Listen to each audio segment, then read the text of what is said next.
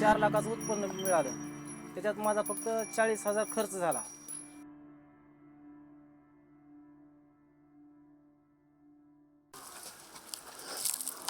मी सुरुवातीला शेतीमध्ये काम करत असताना आमचं काही शेतीमध्ये भागत नव्हतं, पाण्याचं काही नव्हतं आमच्यापाशी त्यावेळेस. मग मी पेट्रोल पंपावर ड्युटीला लागल्याच्या नंतर 1000 रुपये पगार भेटत होता. पुन्हा लहान भावाला पण तिथं ड्युटीला घेतलो मी. 2-2.5 वर्षानंतर माझं लग्न झालं. लग्न झाल्यावर पुन्हा खर्च वाढला पूर्ण. आई वडील असंच दुसऱ्याची शेती पण करायची, घरची कमी शेती असल्यामुळं. पुन्हा आई वडिलाला पण ती शेती होईना गेली. गोमारी साहेबामुळं पुन्हा कृष्णामुळे ही मांजरा नदीचं जे काम चालू होतं रुंदीकरणाचं, खोलीकरणाचं, त्याच्यामुळं त्यांची ओळख झाली.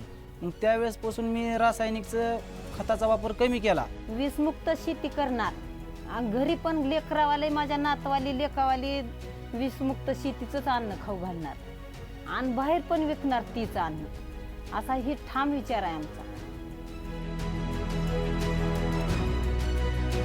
कुठलंही असं 1 रुपयाची फवारणी नाही, काहीच केलं नाही.